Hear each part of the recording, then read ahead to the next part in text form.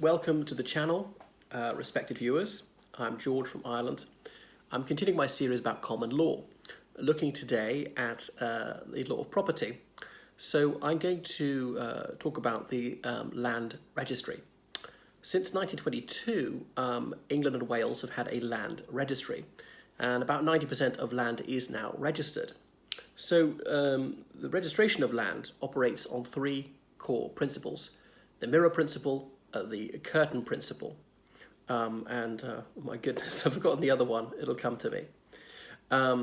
So the mirror principle is that the land register should reflect who actually owns the land. That's that. So you can see in it and you can be sure about that. And then the other one is the curtain principle.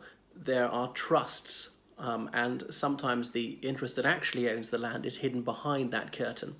Some people want to keep it secret that they own the land, which is why some very wealthy people set up a trust based on a Caribbean island, serve some offshore status, and they own the land via the trust. So often we don't know who really owns the land. When I say land, we're often talking about houses, flats, things like that, not just a field usually. Over time, more and more of the land is going to be kept on the, put onto the register. So eventually 100% of the land will be registered. It does beg the question, why not simply go the whole hog and say it has to be registered now? But anyway, the government's chosen not to do that, but is speeding up the process of registration. So land is either registered or unregistered. And there are different rules about purchasing it, because if you buy something and it's registered to the vendor, the person who's selling it, that's it. You know that he legally owns it, absolutely no doubt about it. And when you buy it, you most certainly own it. It will never, ever be taken away from you. So that gives people a great deal of confidence in the system. The land registry building, it used to be right beside Lincoln's Inn Fields in London, very close to the Inns of Court. The Inns of Court where the barristers have their chambers, as in their offices. So there's still a building there which says land registry, but actually it's moved. So there are certain transactions which required unregistered land to be registered as part of the transaction. So unregistered land is less and less important because the amount of it is diminishing all the time. Eventually there'll be none left. However, you still need to learn about it because cases do arise relating to unregistered land. And therefore, if you are looking at the rules regarding registered land and try to apply that to unregistered land, you sometimes come up with a completely wrong answer. All right, so now we're looking at the adverse possession. So supposing you find an abandoned old house, could you legally live in it? Well, the answer is no. And nowadays, the police will remove you. David Cameron's government, they introduced legislation making it a crime to squat, as in to live on property without the permission or against the will of the owner. So people will notify the police if they find out. Now, for the police, this is a low priority. They've got bigger fish to fry. Now, even if the owner discovers you're there, he might not care. The police might find out and say do nothing for a long while, might politely ask you to leave. Are you allowed to stay if the owner tells you to get out? The short answer is no.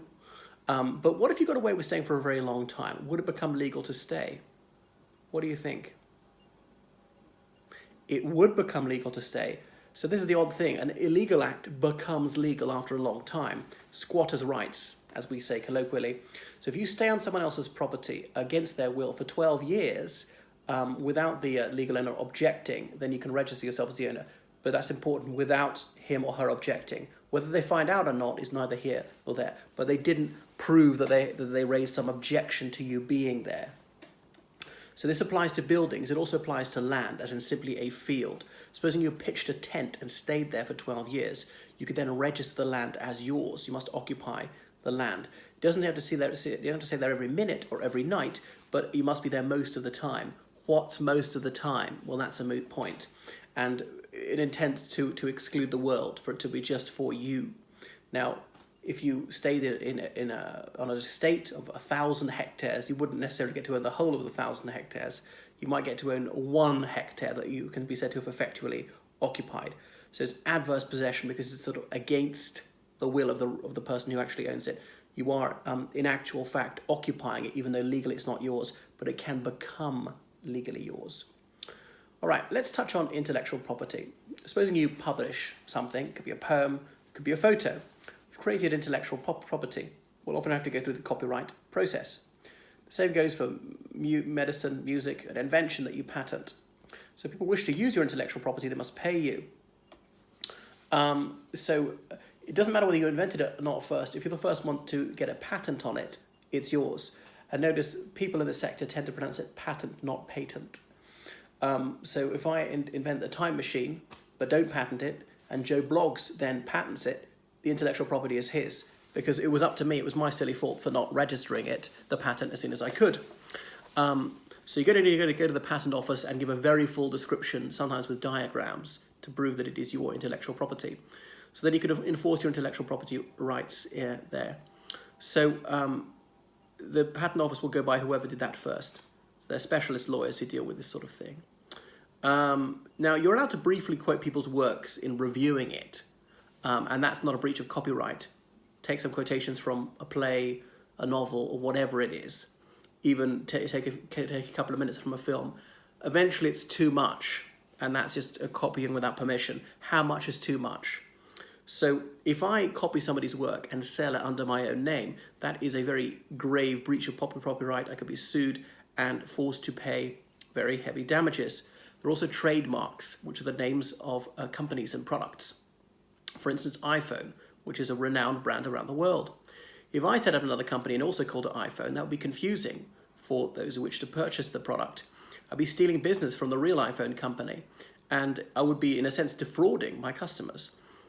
So iPhone is a trademark, and only that company is allowed to use it. Proper English words can usually not be copyrighted. Or should I say copywritten? If I have a trademark called good food, I can't claim that only my company is allowed to use the words good and food, or indeed together, good food. That would be preposterous, because these are ordinary English words people need to use. So often companies call themselves things which are not proper words, or deliberately misspell things. There was Quick Fit, with a KW for quick, as in they used to fit tires under people's cars, precisely because they could copyright quick, spelled KWI. Or maybe Toys R Us. It's ungrammatical. There was an internet company called Mices. There's no such word. There's mouse or mice, but not mices. So that's why they could copyright that name. So you usually can't copyright toponyms or nationalities, such as French cheese, because lots of things are French. We need to be able to call things French. There are some exemptions. There's North Face, the winter clothing brand. So intellectual property survives the death of the person who produced the property. Imagine there's Susan Hound. Mrs. Hound publishes a book. She realizes she's very ill. She leaves her intellectual property to her daughter Agatha. Supposing Mrs. Hound then dies. The book is republished, and the publishers have to pay royalties to Mrs. Hound's estate. So her daughter Agatha gets the money. She's the sole heir. Then Agatha marries Peter, and they have a son named Mickey. Agatha leaves a will leaving all her property to her son Mickey, but it'll be held on trust for Mickey by his father Peter, because Mickey is very small. Mickey will only inherit this when he is 18, because he'll attain legal majority. Agatha drops dead.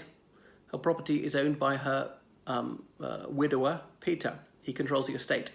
The publication of Mrs. Hound's book means more money to Agatha. Agatha is dead. The money's paid to her estate. Peter controls the estate. So remember, Agatha didn't publish the book. Peter didn't publish the book, but he's got control of the money.